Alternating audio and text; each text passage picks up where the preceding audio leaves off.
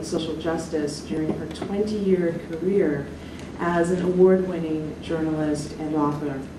From 2006 to early 2009, she hosted NPR's News and Notes, which we all miss, a daily national program about African American and African diaspora issues.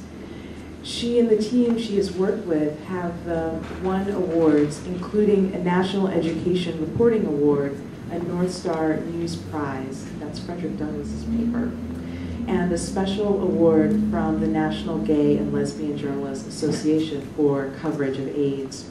Her novel, Kiss the Sky, is Essence Magazine's book club selection for May 2009. And she just told me that the novel's been nominated for an NAACP Image Award. So it's a novel that is continuing to be recognized. What intrigues me so much about Ms. Chideya is that she's a writer of both fiction and nonfiction. In the novel, she explores representations without typical racial markers, and yet her characters are tied to, and the world of the novel is invested in notions of a Black community and an American community as the same thing. It's almost like, in some ways, identity is almost like an heirloom which the characters are not entirely comfortable with, but are negotiating at the same time, which I kind of recognize as a 30-something sort of at the denouement of the civil rights movement and then the sort of hall of mirrors of multiculturalism overlaid with assimilation expectations. And I also think about the ways that the shifting cultural landscape parallels the shifting and rapidly changing media landscape. Ms. Chideya's nonfiction work continues to work through these concerns, and what I appreciate so much in her intervention is that whereas a lot of the conversation about technology is anxious and even a little bit hysterical, she presents quite a reasoned and perspicacious and even optimistic point of view.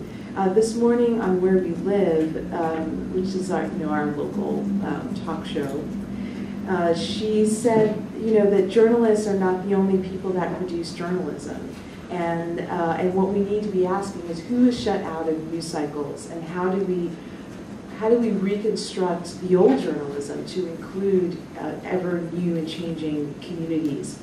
Her nonfiction books include Trust, Reaching the 100 Million Missing Voters, The Color of Our Future, and my favorite, Don't Believe the Hype, Fighting Cultural Misinformation about African Americans. What I like about it is that it begins with or maybe it's not at the beginning, but something about how a fact is not the truth.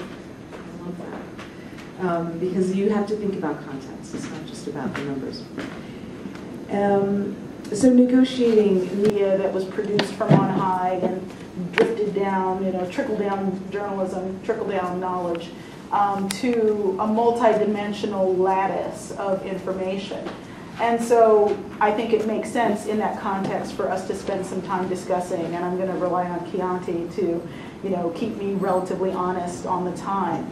So the whole question or statement, be the media you want to see, of course I'm playing off of President Obama, who of course was playing off of Gandhi, since nothing is new in this universe. A lot of people hate the media. They complain all the time about the media. Journalism is terrible. Journalists are evil. Well, now's your chance to grab the bossy stick. And that's what I keep telling people. If you don't like what you see, there are more ways than ever that you can actually produce what you see. It's not the same as owning a network. If you had a few $1 billion, maybe you could buy your own network. It's not the same, being able to blog or being able to video blog or tweet. But increasingly, there's a reliance by major news organizations on citizen journalism, and you can influence discourse. But more importantly than influencing other people's discourse, I think, is to understand your own power. And so I think we're going through a reassessment as journalism is humbled to a certain degree, or to a great degree, by economic realities, by social realities. There's also this point at which we can empower ourselves to understand what media is and isn't, what journalism is and isn't, who produces journalism, how we find and verify information. At one point in here, there's a piece of audio that'll fire, but I'm not really going to pay much attention to it, so just to warn you. So, let's see, where am I clicking? Like the New York Times produces journalism, and many people receive that journalism. Of course, as I keep talking, even these major entities are sort of breaking down that construct, but that was the construct, that one entity produced media, whether it was CNN or ABC or the New York Times, you know, campus newspapers, they produced it, you received it. Social media is really about many to many. Many voices producing content, sometimes of dubious quality, always of various quality, just like you know, mainstream sometimes. But you know, people sort of throwing in their 2 cents in many different platforms, and many people receiving. That doesn't mean that every message reaches many people. It means that the entire flow of information is many to many. So there's more tools than ever that you can access to make media. Video, I mean, I'm always amazed. You know, I think that one example that I'll talk a little bit more about is Iran. When you had people using simple cell phone video from Iran and sending it out to the world, where it was retweeted, it was YouTubed, it was broadcast, you have not only a news implication, but you also have a human rights implication. And the organization Witness, which was founded a couple decades ago by people including Peter Gabriel, Witness basically runs on a platform of human rights engagement through citizen documentation, citizen video. So they are using a lot of cell phone video of human rights abuses, and it's video that can be used for news purposes, it can be used for things like war crimes trials, but the whole idea is that you, with basically a, you know, with a piece of equipment that you already have, your cell phone, or with a flip cam, can generate video which then gets on YouTube and then reaches potentially millions of people. It just depends on whether you are at the right place at the right time. Photography, of course, you can still, you know, more than ever. There was a horrible case in New York.